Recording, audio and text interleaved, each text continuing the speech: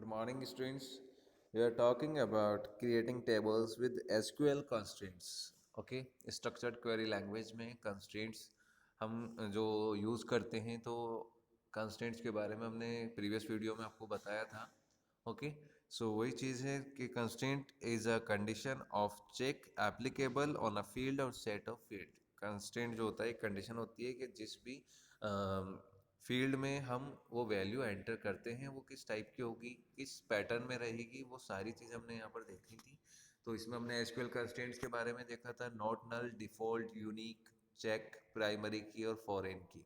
ठीक है, अब इसी के बारे में थोड़ा डीपली इसके स्ट्रक्चर और इसके एग्जाम्पल के साथ में हम यहाँ पर इसको कंटिन्यू करते हैं. सबसे पहले मैं आपको वापस रिवाइज करा देता हूँ कि creating table with SQL constraints में हम टेबल क्रिएट करते हैं तो हम कुछ एसक्यूएल के जो कंडीशंस होती हैं, कंस्ट्रेंट्स जो होते हैं, कि वो उस फील्ड में उस कॉलम पे अप्लाई हो रही है या नहीं हो रही है ना, हम उसमें अपने अकॉर्डिंग कुछ कंडीशंस देते हैं. जैसे हमने देखा यूनिक आईडी यानी प्राइमरी की या यूनिक की, तो वो क्या हो रहा है कि हमारी जो हम रोल नंबर या रजिस्टर नंबर स्टूडेंट आईडी में हम ऐड करते हैं, तो वो रोल नंबर वो रजिस्टर नंबर यूनिक हो रहेगा, वो डुप्लीकेट एक्सेस नहीं करेगा. वो सारी चीज़ें यहाँ पर आप. तो इस लास्ट वीडियो में हमने देखा था एसक्यूएल कंस्ट्रेंट्स में नॉट नल जो होगा वो can not have null values, उसमें जो है नल वैल्यूज नहीं आएगी. डिफ़ॉल्ट जो रहेगा वो डिफ़ॉल्ट वैल्यू हम वहाँ पर जो भी डिफाइन करेंगे वो डिफ़ॉल्ट वैल्यू दे देगा. अदरवाइज अगर हमने डिफ़ॉल्ट वैल्यू नहीं सेट कर रखी तो वो कोई भी गार्बेज वैल्यू उठा के वहाँ से हमें हमारे कॉलम में ऐड कर देता है. यूनिक यूनिकली आइडेंटिफाई होता है कॉलम जो होता है, हर वैल्यूज जो है वो कॉलम की डिफरेंट रहेगी. चेक हमने देखा था, प्राइमरी की, फॉरेन की, तो वही यहाँ पर कंटिन्यू करना है. सी एसक्यूएल नॉट नल कंस्ट्रेंट. सबसे पहले हम बात कर रहे हैं नॉट नल कंस्ट्रेंट की. ठीक है, इस नॉट नल कंस्ट्रेंट में क्या होता है, by default a column can hold null if you do not want to allow null values in a column. You will want to place a constraint on this column specifying that null is now not an allowable value. For example, simple सी बात है कि null value अगर हम not null use कर रहे हैं तो वो नल वैल्यू को एक्सेप्ट नहीं करेगा, उसमें आपको वैल्यूज एंटर करनी ही होगी. सी हियर क्रिएट टेबल कस्टमर. हम यहाँ पर क्या कर रहे हैं कि टेबल क्रिएट कर रहे हैं कस्टमर नेम से. उस टेबल में हमें क्या चाहिए, S I D. S I D is a column, है ना, इंटीजर टाइप का है, उसमें वैल्यूज क्या रहेगी, नॉट नल. स्टूडेंट आईडी जो रहेगी या हमारी जो सप्लायर आईडी होती है या एस आई डी, तो हम इसको इंटीजर नॉट नल हम बोल सकते हैं. लास्ट नेम उसका डेटा टाइप क्या रहेगा, वर्कर यानी वेरिएबल कैरेक्टर. सो उसकी रेंज हमने दे दी, उसका साइज हमने डिफाइन कर दिया कि वो 30 कैरेक्टर की उसकी क्या रहेगी, लेंथ रहेगी. और वो भी क्या रहना चाहिए, नॉट नल, यानी उसमें भी नल वैल्यू नहीं आएगी. फर्स्ट नेम वेरिएबल कैरेक्टर, वही सेम कीवर्ड हमने यूज में लिया डेटा टाइप, और वो भी हमने 30 दे दिया. अब क्या हो गया, एस आई डी इंटीजर को हमने नॉट नल कंस्ट्रेंट वहाँ पर डिफाइन किया है. लास्ट नेम में भी वेरिएबल कैरेक्टर जो लास्ट नेम है उसमें भी हमने नॉट नल. बट अगर हम फर्स्ट नेम ब्लैंक छोड़ भी दें, उसको वहाँ पर कुछ टाइप नहीं भी करें, तो वो हमें एरर नहीं देगा. बट एस आई डी और लास्ट नेम को अगर हम ब्लैंक छोड़ते हैं, उस कॉलम्स को हम ब्लैंक छोड़ देते हैं डेटाबेस के, तो वो हमें एरर शो करा देता है. सी हियर वही चीज यहाँ पर बताई जा रही है. से column S I D and last name can not include null while first name can include null, है ना. And attempts to execute the following SQL statement. अब देखो इसको हमें क्या करना है, अगर हमें इस स्टेटमेंट को एग्जीक्यूट करना है, सो इंसर्ट इनटू कस्टमर. अब आप इंसर्ट कराएंगे, टेबल आपने क्रिएट कर ली, now we will insert the data. So insert into customer. अब हम कस्टमर में, कस्टमर टेबल में क्या इंसर्ट करा रहे हैं, only last name and first name. हमने क्या इंसर्ट नहीं कराया, S I D, student ID या सॉरी जो आपकी सप्लायर आईडी थी वो हमने ऐड नहीं कराई है.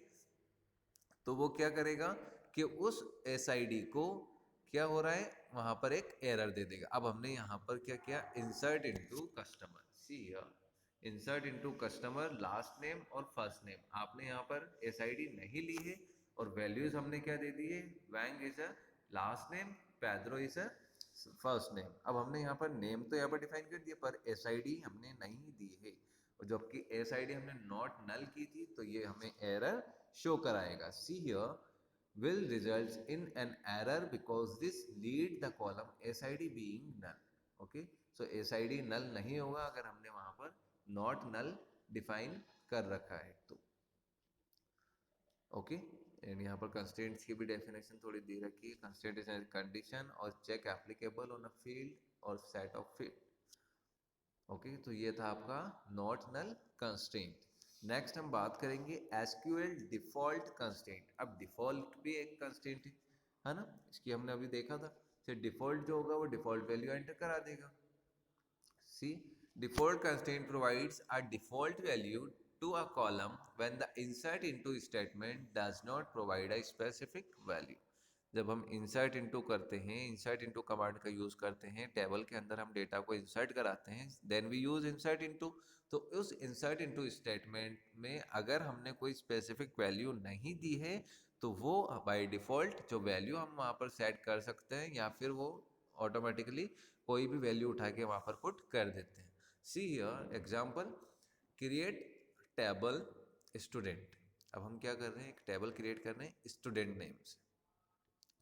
इसमें हमने क्या किया, स्टूडेंट आईडी इंटीजर, और हमने क्या ले लिया है, यूनिक। इसके बारे में भी हम देखेंगे अभी। Last name were character 30 range हो गई इसकी। फर्स्ट नेम वर कैरेक्टर, इसका साइज हो गया 30।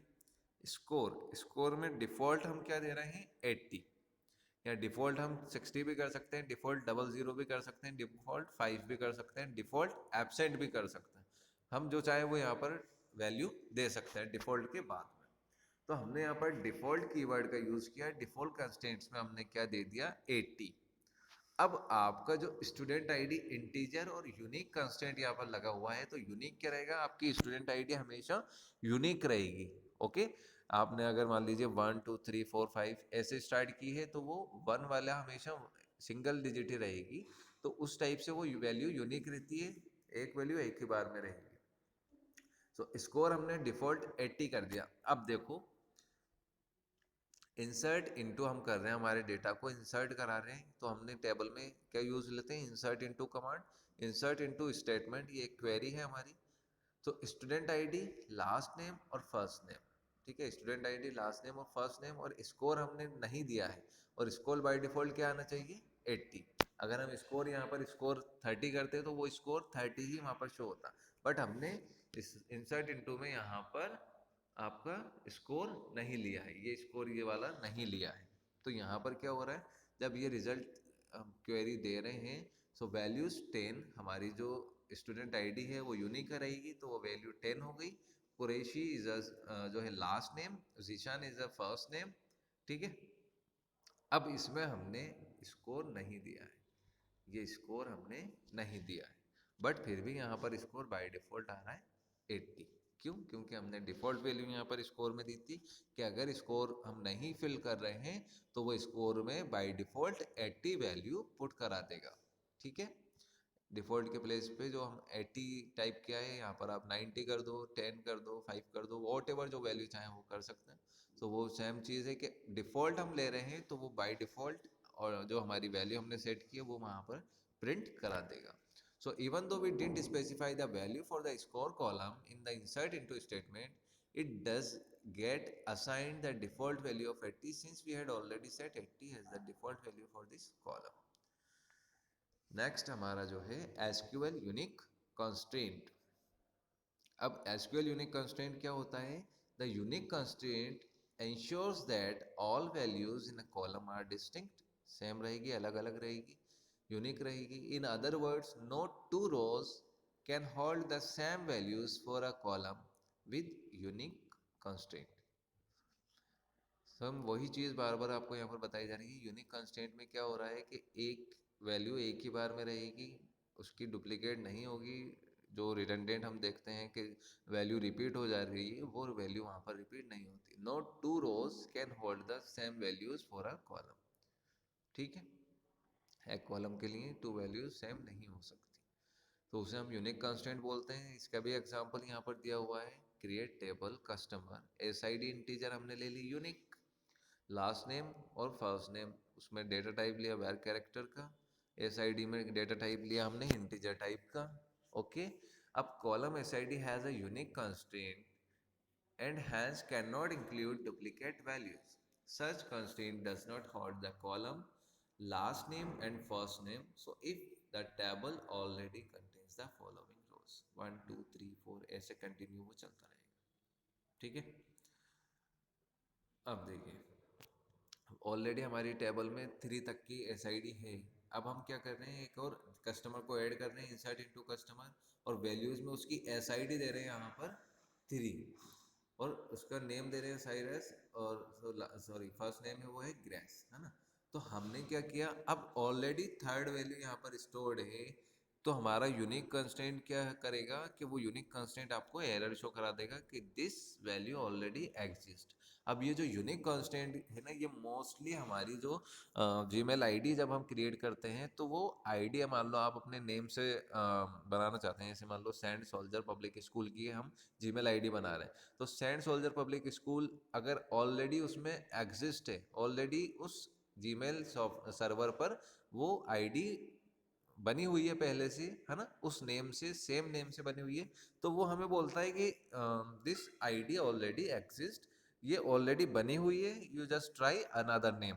तो हम उसमें वहां पर अनदर नेम ट्राई करते हैं, तो हम मान लो सेंट सोल्जर पब्लिक स्कूल 1 के नाम से दे देंगे तो वो एक्सेप्ट कर लेगा, 2 के नाम से, या हम उसमें कुछ चेंजेस करेंगे तो वो यूनिकली वहां पर आइडेंटिफाई हो जाता है। बट अगर ऑलरेडी वो वहां पर स्टोर्ड है, वो वैल्यू वहां पर हमने ऑलरेडी दे रखी है, और उसको फिर हम जो है वापस न्यू एंट्री वहाँ पर उसी सेम नेम से दे रहे हैं, तो वो डेटा में एक्सेप्ट नहीं होता। यही हमारे नॉर्मल फोल्डर में भी होता है, अगर हम सेम फाइल जो है हमारे डेटाबेस में, अगर हम सेम टू नेम्स की मतलब 1 नेम की सेम 2 फाइल्स हों, तो अगर हम एक ही फोल्डर में कॉपी करते हैं तो वहाँ पर भी एरर देता है कि this file already exist, please change the name. Okay, तो इस टाइप से हम यूनिक कंस्ट्रेंट हमारे डेटाबेस में इंपॉर्टेंट है। आई होप क्लियर हो गया होगा आपको। चेक कंस्ट्रेंट है, check constraint ensures that all values in a column satisfy certain conditions. Once defined, the database will only insert a new row or update an existing row. If the new value satisfies the check constraint is used to ensure data quality. For example, in the following, देखो example समझ लो। Create table statement, create table customer SID integer check SID greater than 0। अब हमने यहाँ पर एक condition दे दी कि भैया जो SID है वो 0 से बड़ी होनी चाहिए, यानी 1 से स्टार्ट होनी चाहिए, है ना। तो हमने एक चेक कंडीशन दे दी, तो चेक कंडीशन क्या कह रहा है कि वो जो हम कंडीशन दे रहे हैं वो वैल्यू वहाँ पर सेटिस्फाई हो रही है या नहीं हो रही है। अब अगर हम यहाँ पर 0 एंटर करेंगे ना SID में, तो ये एरर देगा। अगर हम 0 नहीं एंटर कर रहे हैं, 1 2 3 से स्टार्ट कर रहे हैं, तो ये एरर नहीं देगा। ओके, मान लो 0 1, तो 0 2 ये तो एक्सेप्ट कर लेगा, पर 0 जो वैल्यू होगी वो वैल्यू को ये SID नहीं एक्सेप्ट करेगा, क्योंकि हमने यहाँ क्या कंडीशन दी है, check SID greater than 0। Okay, next आपका है प्राइमरी की। सो नाउ प्राइमरी की जो है आपकी, प्राइमरी की कंस्ट्रेंट्स हमेशा हमेशा यूनिक रहेगा, ऑलवेज यूनिक वैल्यू हम एंटर करते हैं इसमें। See here a primary key is used to uniquely identify each row in a table. It can either be part of the actual record itself or it can be an artificial field. A primary key can consist of one or more fields on a table. When multiple fields are used as a primary key, they are called a composite key. अगर हम multiple fields को primary key जैसे use करें, जैसे मान लो आपने एक SID या स्टूडेंट आईडी वाला कॉलम ले लिया, एक प्रोडक्ट आईडी ले लिया, है ना, उसके अलावा बर्थ डेट हम यूज़ कर रहे हैं या हम सरनेम यूज़ कर रहे हैं, तो वो आपकी कॉम्पोजिट की आ जाती है। बट जब हम ओनली SID या स्टूडेंट आईडी या कस्टमर आईडी, वही ओनली सिर्फ वन फील्ड हम जो है एक्सेस कर रहे हैं, so that is your primary key, है ना। So when multiple fields are used as a primary key, they are called a composite key. जब मल्टीपल फील्ड्स प्राइमरी की जैसे यूज किए जाते हैं, सो उसे हम कंपोजिट की। सो प्राइमरी की can specified either when the table is created, primary की कब स्पेसिफाई किया जाता है, जब टेबल क्रिएट होती है और या हम changing the existing table structure, या हम उस टेबल का जब स्ट्रक्चर चेंज करते हैं तो हम अल्टर टेबल का यूज़ करते हैं ताकि हम उसका जो है स्ट्रक्चर चेंज कर दें, तो उस टाइम पे भी हम प्राइमरी की को सेट कर सकते हैं। सो प्राइमरी की टेबल क्रिएट करने के टाइम भी सेट हो जाती है, और अल्टर टेबल जब हम टेबल को मॉडिफाई करते हैं या उस टेबल स्ट्रक्चर में थोड़ा चेंजेस करते हैं तब भी हम उसको प्राइमरी की को सेट कर सकते हैं। So you can sorry primary की थ्रू क्रिएट टेबल कमांड्स, है ना, defining. So you can define a primary key in a create table command through keywords primary key। आपको प्राइमरी की कंस्ट्रेंट का यूज़ करना है, प्राइमरी की हम डिफाइन करना है तो प्राइमरी की कीवर्ड आपको यूज़ करना पड़ेगा।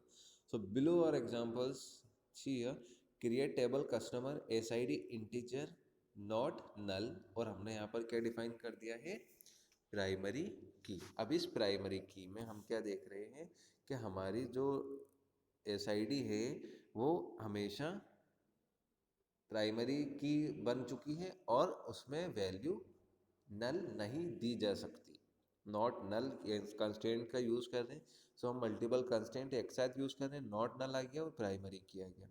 लास्ट नेम, फर्स्ट नेम, अब टेबल क्रिएट हो रही है हमारी, है ना, create table customer SID integer not null. देखो फर्स्ट वाले एग्जांपल में तो हमने वहीं पर ही डिफाइन कर दिया क्रिएट टेबल के टाइम पे, ठीक है। नेक्स्ट वाला जो एग्जांपल है, और create table customer SID integer not null last name, है ना, तो हम यहाँ पर इस टाइप से भी इसको डिफाइन कर सकते हैं कि यहाँ पर हम इसको प्राइमरी की और ब्रैकेट में एसआईडी दे दें, और या फिर हम इस टाइप से दे दें, तो बोथ आर सेम है, कोई प्रॉब्लम नहीं होती। आप क्रिएटिंग टेबल के टाइम पर ही प्राइमरी की को हम सेट कर रहे हैं। ओके, अब यहाँ पर जो एक एग्जांपल हम देखते हैं कॉम्पोजिट प्राइमरी की का, तो उस कॉम्पोजिट प्राइमरी की में हमने क्या दिया है, see here, create table customer, branch हमने ले ली integer not null, SID integer not null, last name, first name, और यहाँ पर जब हम डिफाइन कर रहे हैं तो हम मल्टीपल फील्ड्स को डिफाइन कर रहे हैं, ब्रांच को और एसआईडी को। अब ये आपकी टू प्राइमरी कीज हैं, इन टू प्राइमरी कीज को हम क्या बोलेंगे, कॉम्पोजिट प्राइमरी की या फिर कॉम्पोजिट की, क्योंकि ब्रांच एंड एसआईडी जो है कॉम्पोजिट प्राइमरी की हो गई है टेबल में, क्योंकि जो फील्ड्स हैं वो अलग अलग हैं और उनके कॉम्बिनेशन से ये जो है प्राइमरी की डिफाइन की जा रही है, तो ये हमारी कॉम्पोजिट प्राइमरी की हो जाती है। डिफाइनिंग प्राइमरी की थ्रू अल्टर टेबल, यहाँ पर हमने क्रिएट टेबल के साथ में देखा है ऊपर, सी यहाँ, तो ये क्रिएट टेबल कमांड्स के साथ यूज कर रहे हैं, अभी अल्टर कमांड्स के साथ में यूज करेंगे। ओके, तो अल्टर कमांड्स में क्या हो रहा है, अल्टर प्राइमरी की यूज करके हम की फील्ड एंटर करते हैं, जैसे alter table customer add primary की एसआईडी, तो हमारी जो एसआईडी है वो प्राइमरी की सेट हो जाएगी। अगर एसआईडी के प्लेस पे हम चाहते हैं कि भाई स्टूडेंट आईडी, तो स्टूडेंट आईडी या कस्टमर आईडी या फिर आपका ब्रांच या वॉट एवर जो भी आप यहाँ पर देना चाहते हैं वो प्राइमरी की अल्टर टेबल के साथ में हम सेट कर देंगे। मान लो बाय डिफॉल्ट आपने एसआईडी के प्लेस पे कस्टमर आईडी कर दी थी प्राइमरी की, है ना, यहाँ पर हम ऐसे एग्जांपल समझते हैं कि हमने एसआईडी के प्लेस पे कस्टमर आईडी हमने प्राइमरी की बनाई थी, बट बाद में हमें रियलाइज हुआ कि नहीं कस्टमर आईडी नहीं, अपन तो एसआईडी ही जो है वो करेंगे, तो हमने ये वाला पैटर्न यूज किया कि भाई अल्टर टेबल कस्टमर, टेबल वाले जो कस्टमर है टेबल नेम से उसको अल्टर कर दो और उसमें क्या ऐड कर दो, प्राइमरी की एसआईडी को बना दो, तो वो प्राइमरी की एसआईडी को बना दिया जाएगा। ओके, आई होप क्लियर हो गया होगा प्राइमरी की। सिंपल प्राइमरी की कीवर्ड का यूज़ करके हम प्राइमरी की को वहाँ पर डिस्क्राइब करते हैं, डिफाइन करते हैं। नेक्स्ट आपका जो है वो है फॉरेन की constant, that is differential integrity के बारे में अभी हमने इससे पहले देखा था, वही सेम चीज़ समझ लीजिए। इन RDBMS table reference one another through common fields and to ensures validity of references. Differential integrity is enforced.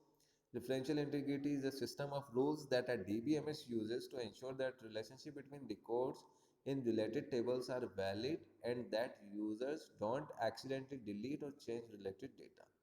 So differential integrity is ensured that through foreign key constraint.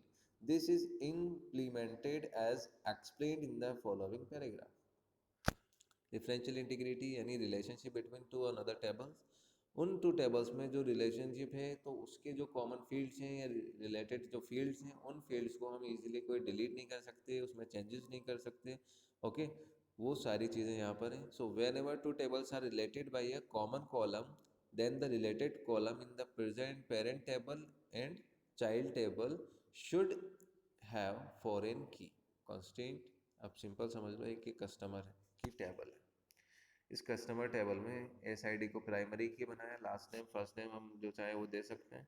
Order ID primary key है आपकी, ठीक है।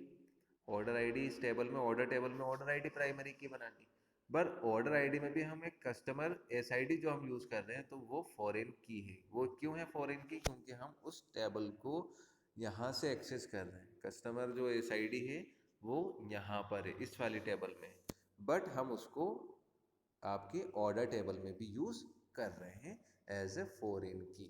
तो ये है आपकी referential integrity. Table 1 का जो डेटा है वो टेबल 2 में भी एक्सेस किया जा रहा है, टेबल 2 में भी है। तो इसको हम इजीली डिलीट नहीं कर सकते क्योंकि इन दोनों में रेफरेंशियल इंटीग्रिटी है, तो ये इजीली डिलीट नहीं हो सकता। So in the above example, the customer SID columns in the order table is a foreign key pointing to the SID column in the customer table। आपका जो कस्टमर आईडी ऑर्डर वाले में है वो foreign की है और वो किसको रेफर कर रहा है? कस्टमर टेबल में जो हमने एसआईडी यूज किया था, प्राइमरी की बनाया था उसको। Okay, so just like primary key, foreign key can also be created in two ways. वही सेम जैसे हमने प्राइमरी की डिस्क्राइब कर रहे हैं उसी तरीके से फॉरेन की भी हो सकती है। तो यहाँ पर देखो, क्रिएट टेबल कमांड का यूज करेंगे। Foreign key definition through following syntax आपका यहाँ पर दिया हुआ है। Foreign key columns to be designated as foreign key, और रेफरेंसेस क्या देना होता है? मास्टर टेबल का। ठीक है, अब ये एग्जांपल देखो यहाँ पर, create table orders, order ID integer, order date, है ना, customer SID integer, amount double, primary key order ID हमने दे दिया। अब जो हमारा फॉरेन की का जो मेन है वो ये है कि फॉरेन की कस्टमर एसआईडी कैसे रेफरेंसेस है? कस्टमर एसआईडी से। ठीक है, तो ये फॉरेन की इस टाइप से डिफाइन की जाती है। एंड अब आपके की कंस्ट्रेंट्स जो हैं डीबीएमएस के, सॉरी एसक्यूएल के जो भी कंस्ट्रेंट्स थे हमारे एसक्यूएल कंस्ट्रेंट्स, वो सारे आपके क्लियर हो चुके हैं, आई होप सो। फिर भी कोई डाउट हो so you can call me. Okay, just इसको अच्छे से स्टडी करना है, इसके जो सिंटेक्स और एग्जांपल्स हैं इनको आपको प्रॉपर मेमोराइज कर लेना है। यही एग्जांपल्स आपको एग्जाम में बस लिख के लेके आना है, ठीक है। So all the best all of you, thank you so much.